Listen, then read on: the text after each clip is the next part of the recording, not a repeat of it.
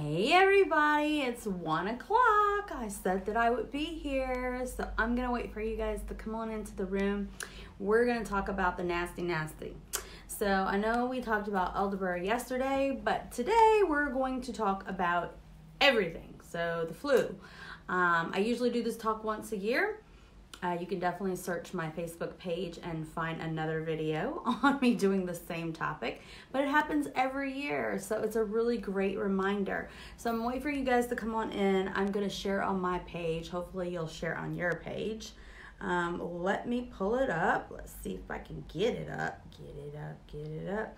My computer's kind of slow, so come on in. I'll wait for you guys. There it is. All right, so let me share.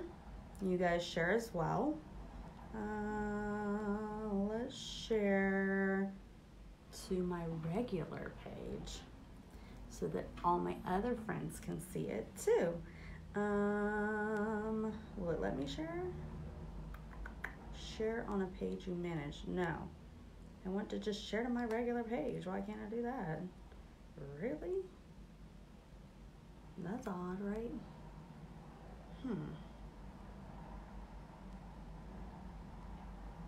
To a page, maybe?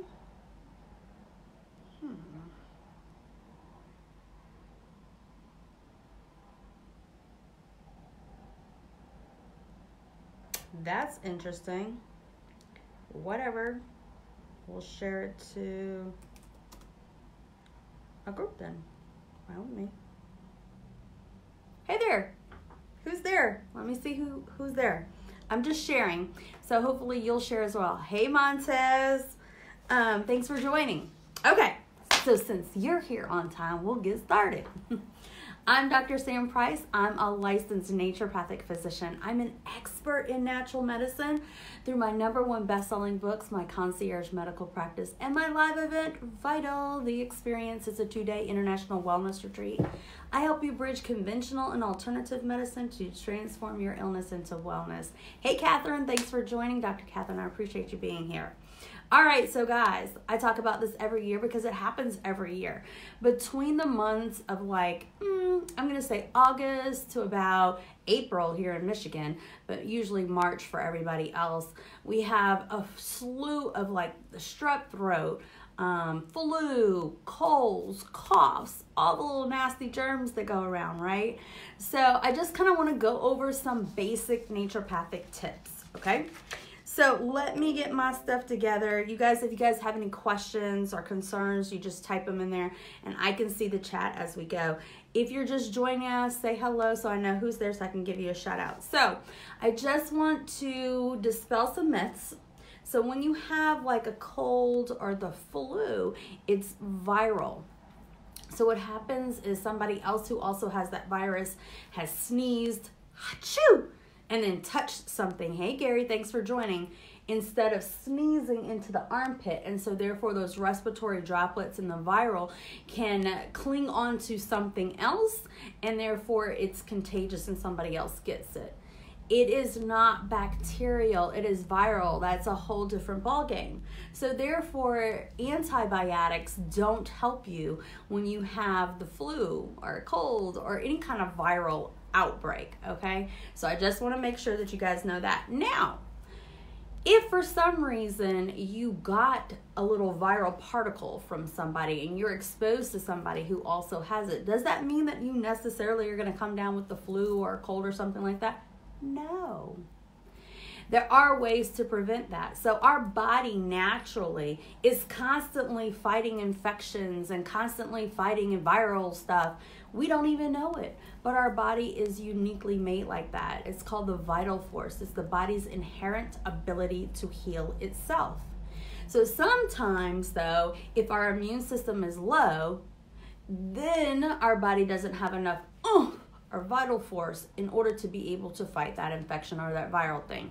So that's why it's really important to constantly be on that preventative realm and cycle and doing the things that you need to do to prevent it. So yesterday I talked about elderberry, so I'm gonna let you guys go and watch that video, but I talked about the fact that elderberry is fantastic as an expectorant and making sure that you are getting out the mucus, which the mucus is what are the phlegm is what traps the viral particles, and then it allows it to replicate, and that's how you end up with the flu or a cold or something like that. So what I wanted you guys to understand, though, one thing that I think is very, very important is that the fever is very important. So even 1 to 2 degrees of your body increasing in temperature is your body really fighting that infection or that viral load, okay? It actually is creating something called interferons. And those interferons are going to other cells in the body, and they're warning them, hey, there's a virus coming. I need you to beef up your immune system. So it's our body's way of communicating with other cells in the body. So you don't really want to suppress a fever. You just kind of want to watch it and kind of convalesce and rest and just baby the fever, okay? So that's number 1 I wanted to tell you about. A fever is not a bad thing, okay? Number 2, there's there's 2 different ways of working with this viral load. So one is we can do prevention. All right, so that is, I'll talk about that in a minute. And number 2 is also we have to fight it. So we can prevent it and we can fight it, right? So let's talk about prevention because that's my wheelhouse, right? And that's what y'all really want to know anyway. So one is hygiene. I talk about this all the time. During this time, well, all the time, you should be washing your hands. And the way we teach little kids to do this is wash your hands with soap and water, not your hand sanitizer. It's not the same thing, guys. So wash your hands with soap and water, warm water, and you can sing the ABC song or happy birthday. That's how long you need to be washing your hands. Try to get underneath your fingernails, in between your hands, okay? So wash your hands. Make sure people around you are washing their hands. Number 2 is you can limit the exposure. If you're immunocompromised, if you have an autoimmune disease, if you have cancer, if you're already sick, that kind of stuff. Hey, Dr. Jaquel, you want to limit your exposure. You can put a mask on, or you can just stay out of crowded places, okay? So limit your exposure. If you're really, really concerned about the flu, coronavirus, that kind of stuff, and you're immunocompromised, absolutely. Thank you. 3, you want to build up your immune system. If you have a strong immune system, remember I told you, you have a vital force, your body's natural and inherent ability to heal itself. So you want to keep your immune system built up and strong. We'll talk about that. There's some supplements that you can do for that. But also, as far as building up your immune system, can I just stress that if you decrease or you limit your amount of sugar, you're automatically going to increase your immune system. Did you know that? So when you're sick, you want to, don't put sugar in your tea or coffee. Don't have that piece of candy. Don't have that cake. If you have people in your house that are sick, don't give them sugar. Don't you eat sugar either. It actually decreases your immune system. So no sugar while you're sick. If you really, really want to increase your immune system, do a sugar detox. We're going to talk about that in a little while. I'm going to do a sugar detox in April, so look forward to that. All right, so number 4 for prevention is also warming foods. And the reason why this is so, I would prefer you do like soups and broths and things like that when you're sick, because the digestive system has to fight with the immune system. So if you're doing cold foods like ice cream or raw foods or raw food diet or salad or something like that, your body has to break down that food and it actually has to digest it, right? So that means your digestion is working. Whereas if you're doing soup and warming foods, they're already there. It's already very easily digestible, and therefore your body doesn't have to say, I need to digest, I need to work on my immune system. It can just focus on the immune health. Okay, so warming foods is one of the other ways to do it. So let's talk about some supplements that I like specifically for cold and flu. Elderberry. So I did a whole Facebook Live on that yesterday. Here's the elderberry, the link to buy it. I will put that in there, but elderberry is fantastic. And I'm not going to go through that again, but elderberry is fantastic. I don't have a vitamin C, but vitamin C boosts your immune system, a fantastic antioxidant. These are things that should just be in your pantry. You know how you keep onions in there and carrots in the refrigerator and all that kind of stuff? These are just things that you should have in your pantry. especially between the months of August and like April or May, okay? So vitamin C, elderberry, probiotic. Your immune system. A lot of people feel like your digestive health, your immune system lies in your digestive tract. So probiotics are a fantastic way to keep the bacterial balance balanced, so that you have good bacteria in there that are fighting off the bad bacteria. So probiotic is very necessary. Zinc, I don't have zinc here. So zinc also helps with boosting up your immune system. Vitamin D helps with mood and also helps with the immune system. So I like vitamin D as well. These are chewable. So I'll put the links to these. And melatonin is actually a great one. If you're not sleeping too well, melatonin boosts your immune system and it also helps you sleep. So I really like that. So here are the two things that I really wanted to tell you guys about, because I've been getting a lot of calls about strep throat, the flu, just cruddy nastiness, and everybody's sick around here. So one of the things that we use as naturopathic physicians often, and it's my go-to for my family and also for my patients, is it's something called an Oxymill, all right? So here is the recipe. You don't have to write it down because I'm actually going to give you guys an 8-page handout. Yay, you're welcome. An Oxymill is 1 bulb of garlic. You're going to peel it and you're going to chop it up. Don't dice it like minced. You can't use the stuff that's already in a jar. It needs to be fresh garlic. So peel a bulb of garlic and chop it up, all right? And you need 4 cups of, I like distilled water. You need 1/4 cup of apple cider vinegar. I like Bragg's with the mother stuff at the bottom. And 1/4 cup of raw honey. If you have some that's locally sourced, that honey would be the best for you.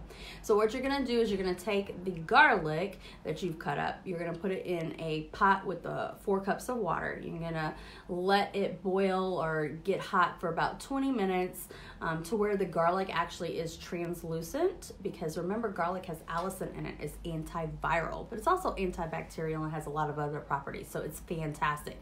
And with distilled water, it means that it's going to take on the properties of whatever's in whatever you put in the water, which is the garlic, right?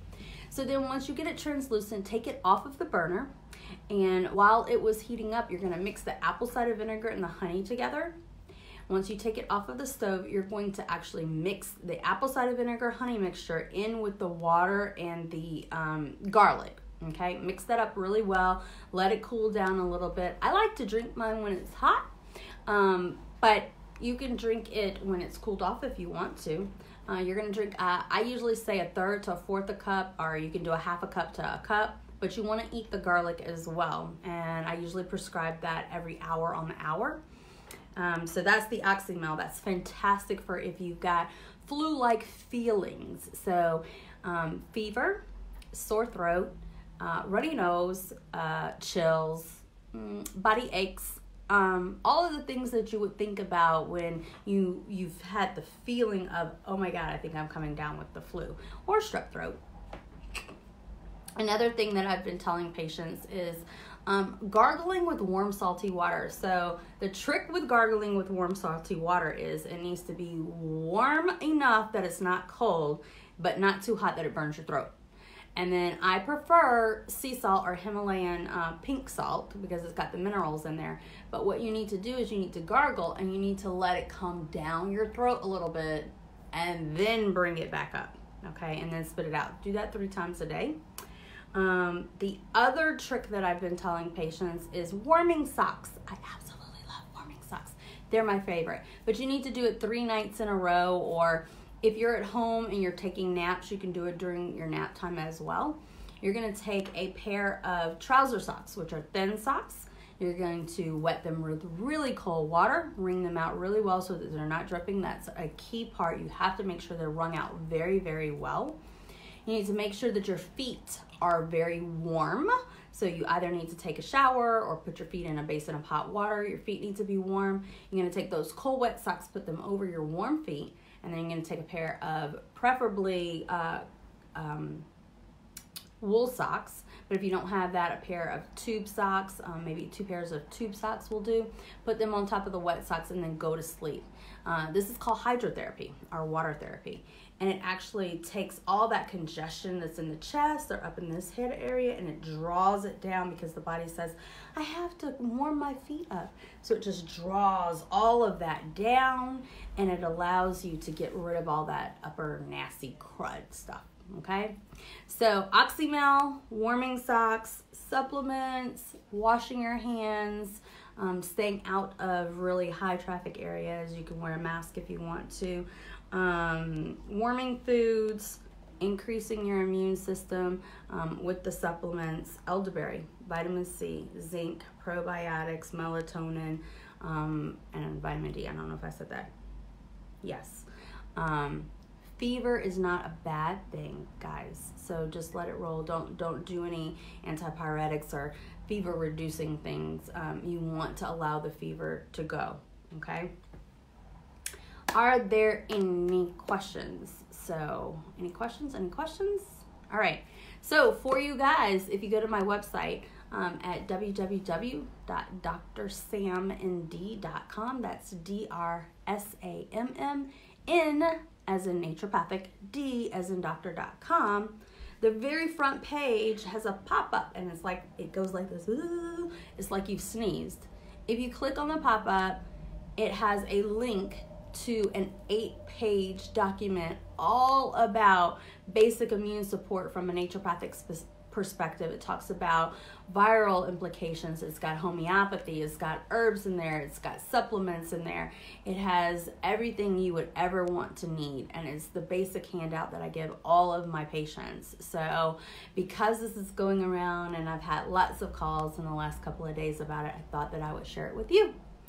So I hope that you enjoy it. I'm Dr. Samm Price. I'm a licensed naturopathic physician. I'm an expert in natural medicine. Through my #1 best-selling books, my concierge medical practice, and my live event, Vital the Experience, a 2-day international wellness retreat, I help you bridge conventional and alternative medicine to transform your illness into wellness. I hope this has been informative. Please go to my website, get that document, share it with your friends and your family so that you can stay healthy and they can too. It's www.drsammnd.com. That's DRSAMMN as in naturopathic, D as in doctor.com. Have a fantastic day. Bye.